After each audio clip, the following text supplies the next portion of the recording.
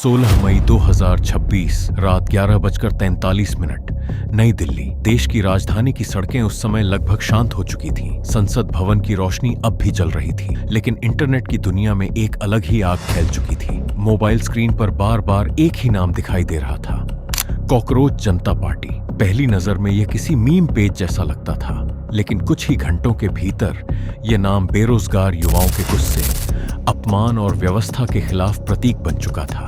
लाखों युवा जो वर्षों से प्रतियोगी परीक्षाओं, पेपर लीक और बेरोजगारी के बोझ तले दबे हुए थे, अचानक इस अजीब नाम के पीछे इकट्ठा होने लगे। इंटरनेट पर फैल रही पोस्टों में बार बार वही आरोप दोहराया जा रहा था कि देश के बेरोजगार युवाओं को कॉकरोच कहा गया। यह शब्द धीरे धीरे अपमान से निकलकर प्रतिरोध का प्रतीक बन गया। इस पूरे विवाद की शुरुआत उस समय हुई जब इंटरनेट पर यह दावा तेजी से फैलने लगा कि भारत के मुख्य न्यायाधीश सूर्यकांत ने बेरोजगार युवाओं को कॉकरोच कहा है। यही वह पल था जिसने सोशल मीडिया को विस्फोटक बना दिया। हजारों पोस्ट में ये आरोप लगाया जाने लगा कि देश के पढ़े लिखे लेकिन बेरोजगार युवाओं का अपमान किया गया है। गुस्सा इतना तेज था कि कुछ ही घंटों में ट्विटर, इंस्टाग्राम पर लाखों प्रतिक्रियाएं दिखाई देने लगी। लेकिन इसी बीच एक दूसरी बात भी सामने आई। कई पत्रकारों और मीडिया संस्थानों ने स्पष्ट किया कि इंटरनेट पर फैलाया जा रहा दावा पूरी तरह प्रमाणित नहीं था, पर तब तक बहुत देर हो चुका था और इस पार्टी का शुरुआत किया मुंबई के एक छोटे से कमरे में बैठा अभिजीत दिप्के नाम के एक 30 साल के युवक ने, जो लगातार स्क्रीन पर बढ़ते संदेशों को देख रहा था। कुछ ही दिनों पहले तक उसका नाम लगभग किसी को नहीं पता था, लेकिन अब वही व्यक्ति सोशल मीडिया की सबसे खतरनाक डिजिटल लहर का चेहरा बन चुका था।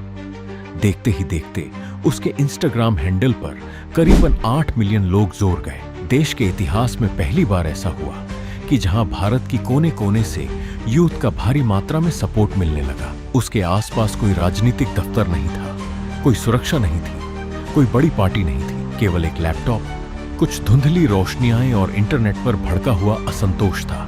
जैसे जैसे वीडियो वायरल होते गए, देश के अलग अलग शहरों से युवा जुड़ते चले गए। पटना, प्रयागराज, कोटा, दिल्ली और लखनऊ जैसे शहरों में तैयारी कर रहे छात्रों ने इस आंदोलन को अपनी आवाज मानना शुरू कर दिया। जिन युवाओं ने वर्षों तक सरकारी नौकरियों के सपने देखे थे, वही अब इंटरनेट पर अपने नाम के आगे कॉकरोच लिखने लगे थे। इंटरनेट पर यूथ का भारी प्रोटेस्ट देखने को मिला। इंडिया के इस फेल्ड एजुकेशन सिस्टम को दोषी ठहराते हुए युवाओं ने मांग किया कि इंडिया के एजुकेशन मिनिस्टर को रिजाइन देना होगा।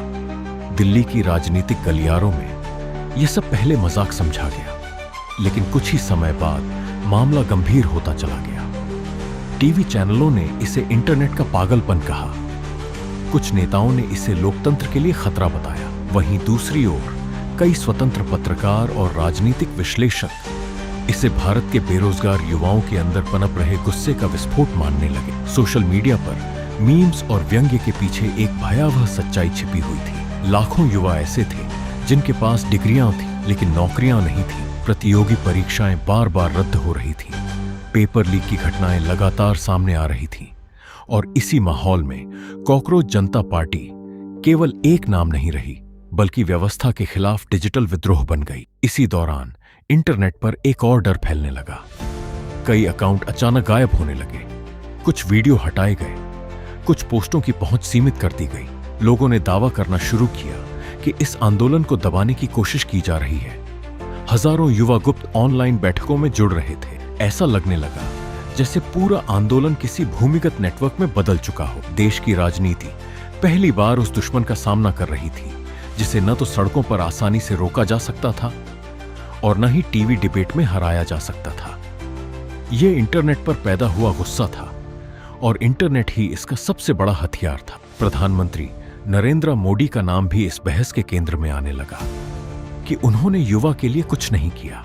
विपक्ष के कई नेताओं, जिनमें राहुल गांधी भी शामिल थे, उन्होंने बेरोजगारी और युवाओं की निराशा पर सवाल उठाने शुरू कर दिए। लेकिन असली भय राजनीति से कहीं बड़ा था। डर इस बात का था कि यदि इंटरनेट पर पैदा हुआ यह व्यंग्य आंदोलन वास्तविक जन आंदोलन में बदल गया, तो भारत की राजनीतिक संस्कृति हमेशा के लिए बदल सकती थी। इतिहास गवाह है कि कई बार मजाक के रूप में शुरू हुई चीजें साम्राज्यों को हिला चुकी हैं और अब वही डर भारतीय सत्ता के गलियारों में महसूस होने लगा था। धीरे धीरे कॉकरोच शब्द एक नए प्रतीक में बदल गया। जिन युवाओं को व्यवस्था ने कमजोर समझा, वही अब डिजिटल दुनिया में सबसे संगठित शक्ति बनते जा रहे थे। उनके पास पैसा नहीं था, सत्ता नहीं थी, लेकिन उनके पास इंटरनेट था। वायरल वीडियो के साथ आंदोलन और फैलता गया। हर मीम के साथ गुस्सा और गहरा होता गया। और फिर एक समय ऐसा आया जब यह समझ पाना मुश्किल हो गया कि यह केवल एक पार्टी है, एक इंटरनेट ट्रेंड है, या आने वाले राजनीतिक विस्फोट की शुरुआत। भारत की रातें अब पहले जैसी शांत नहीं रहीं, क्योंकि लाखों मोबाइल स्क्रीन की रोशनी में एक नया विद्रोह जन्म ले चुका था।